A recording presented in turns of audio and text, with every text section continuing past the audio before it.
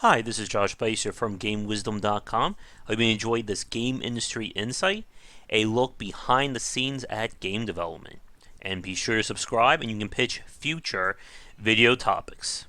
Alright, for today's Industry Insight, I'm going to talk a little bit about my thoughts from the E3 2017 press conferences. I am recording this Wednesday night, so the major conferences are over, but there's still a chance there will be more big reveals throughout the show. But we'll get to those as they pop up.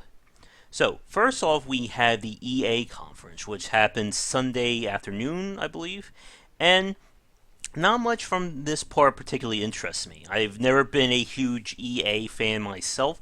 For longtime fans of Game Wisdom, you know we've certainly made enough jokes about it.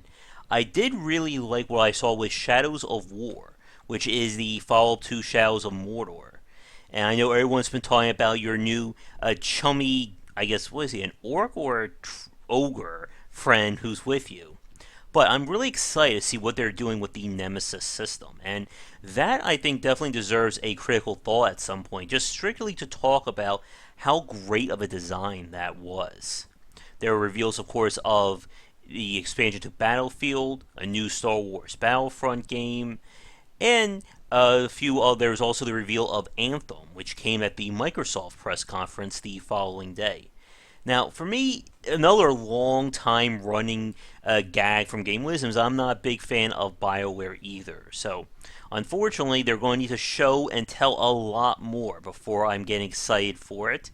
And as a very funny part, my friend and I, who we were both watching the conference at the same time, we remarked the same thing on the message board we visited, that the dialogue just completely sounded like what they did with Ubisoft's or Tom Clancy's Division. You know, with the real interactions between the people playing.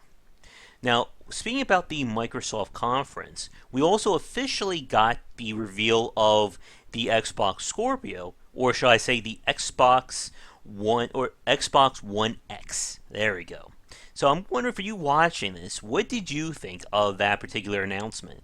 I think the name is pretty generic, but it's kind of the reverse situation of what Nintendo ran into when they tried to designate the Wii U as being a new system, when a lot of people thought it was simply an upgrade to the Wii. So it may work for them on that front. From Microsoft, we also got the official release date of Cuphead at long last. Longtime fans of Game Wisdom know that I have been eagerly anticipating this game, so I am hoping it does well so I can play the heck out of it here on the channel. Now, moving on, we also had the Bethesda conference, or Bethesda Land. And despite the fact that I've never really loved a lot of their games, there were some pretty big reveals from Bethesda's conference. There's going to be a DLC for Dishonored 2, which reminds me I need to go back and play Dishonored 1. It's been in my backlog now for a few years, so maybe I can finally get to it at some point. There are, I guess, semi-big reveals of VR for Doom and Skyrim. Doom is virtual effing reality.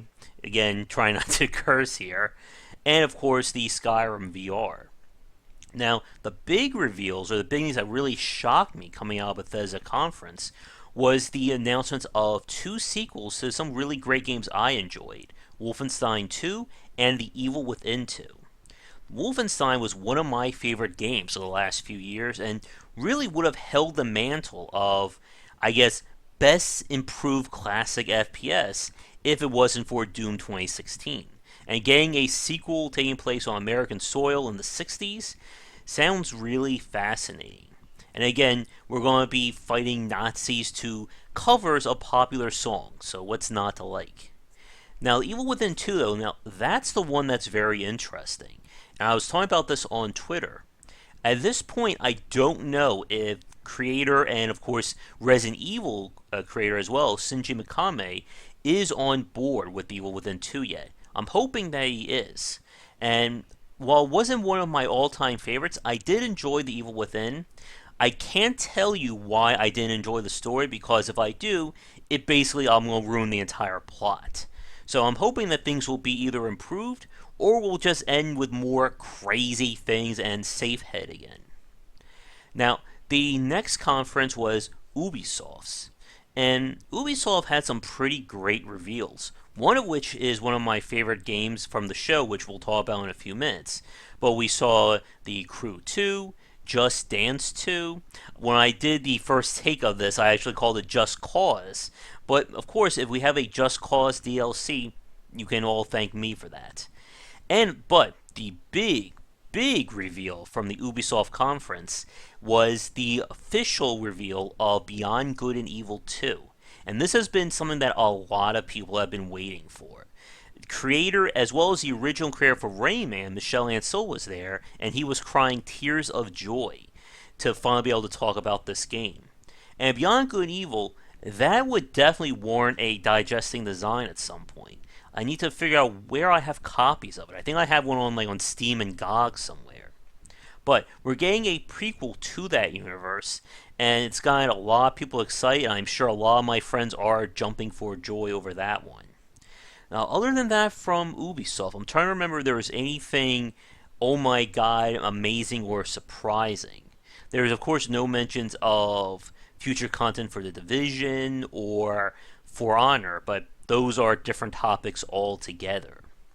Now, in between all this, we of course had the PC game show, and there were a few announcements I was iffy about and one that I was really excited about. We finally got officially word on the XCOM 2 expansion that's going to be due out in August. And if I can ever scrounge up enough money to upgrade my computer, I definitely want to give that game a full play. And they're going to add in a new Nemesis style system, factions.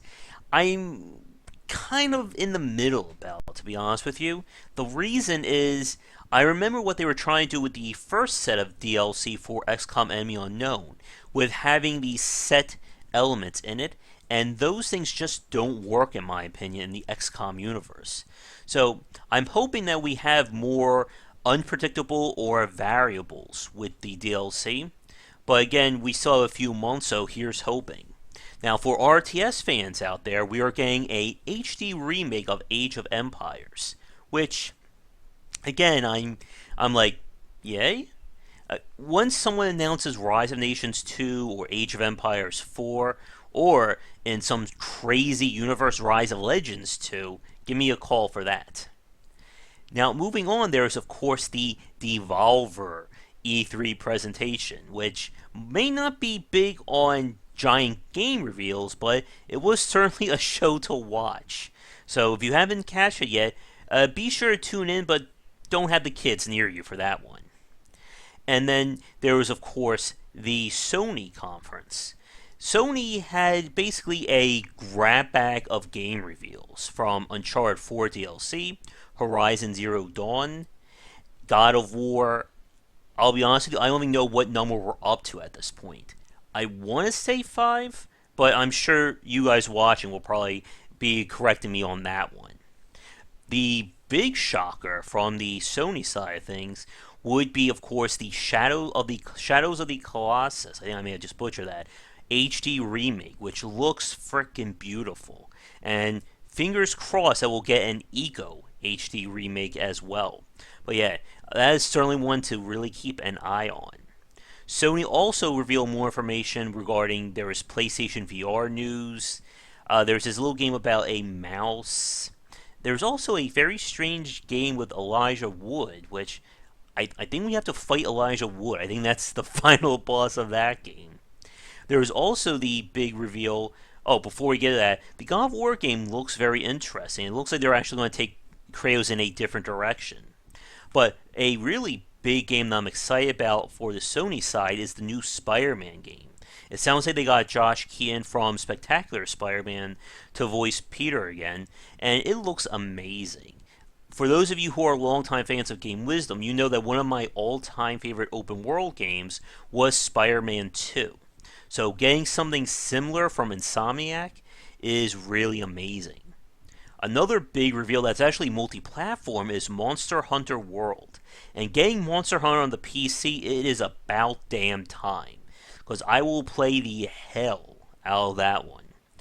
Now, last but certainly not least, the big shockers, at least for me, for E3 2017 in terms of the press conferences, was from Nintendo. And one of my most surprising hits from the show would have to be the Mario plus Rabbids game, which I've just been calling MarioCom. Today, as of this recording, they showed more footage of the game, and it looks very interesting. And one of the things that I love about that not even the modern XComs did was have action and movement being independent actions. For anyone who's played XCOM, you know that you can either move and shoot, or you can shoot, but then you can't move. And I really like it when they give me the option to do both and have them be separate actions, because I think it really opens up the door for tactical gameplay. And the combinations and synergies that they showed off for Mario plus Rabbids is very fascinating, and it's really got me itching to get a Switch. Maybe I can make that a Patreon goal, or maybe I can hopefully get some money in the coming months for that. There's, of course, showing off ARMS, which also looks very interesting, although I'm not sure, I guess no pun intended, what legs it has in the fighting game market. Speaking of fighting games, they also reveal at the Sony conference I almost called it Mario vs. Capcom. I just came with a new game there, folks. The Marvel vs. Capcom 3 story demo, which I downloaded and played a little bit of. I can't show any footage because it is blocked, but very, very interesting what they're doing. One button now, the square button, you just push that and that will do a combo, instead of having to, square, triangle, triangle, square, and stuff like that. And I may do a separate critical thought on that in the future. There's, of course, more information about Mario World, or Super Mario Odyssey, which looks fascinating, the new Yoshi game, Kirby, and in a very big news, we're getting 2 Metroid games, Metroid Prime 4 and Samus Returns, or Metroid Returns, which is going to be a remake of Metroid 2, which for those of you who watch our video when I talk about fan-made games, including another Metroid, that definitely throws some very interesting discussions there, but that is going to have to be for another time. And of course, there is a sushi game from Nintendo, which I have no words on for right now. But for my money, at least for me, the most exciting games I think came from Nintendo and Ubisoft. Bethesda will probably be a close third. When it comes to Microsoft and Sony, I really didn't see anything console exclusive that I was dying to play, with exception to Spider-Man. I think that would be the one mainstay, but I don't know if that is multi-platform or not. For those of you watching this, what did you think of the shows so far? And were there any games that I didn't mention that you thought were amazing? Or were there any ones that you thought that, or ones that I liked that you're thinking, what the hell is wrong with me? Let me know in the comments below. We still have a few days left of E3 2017, so there's still a chance of some major game announcements. I know Ni no Kuni 2 was revealed, but I really wasn't that big on the first game, but that's another topic in of itself. Fingers crossed that we get a Bloodborne 2 or whatever's next from Software in the coming days. But otherwise, that's going to do it for today's Industry Insight. Thank you so much for watching. If you're new, be sure to like and subscribe, and let me know if you have any topics for future vlogs. Be sure to check back daily for more design discussions here and on GameWisdom.com, where we examine the art and science of games. So hopefully everyone is staying cool right now. I had to, of course, get a shave in to try and beat the heat, but hopefully we can beat the heat, everyone, and continue to watch the rest of E3 2017 for the rest of this week. So until next time, have a great day. Thank you so much for watching this video. If you enjoyed it, be sure to like and subscribe to the channel, and come back around 10 Eastern for regular streaming. For a collection of my writings as well as weekly podcasts on game development, be sure to check out game-wisdom.com.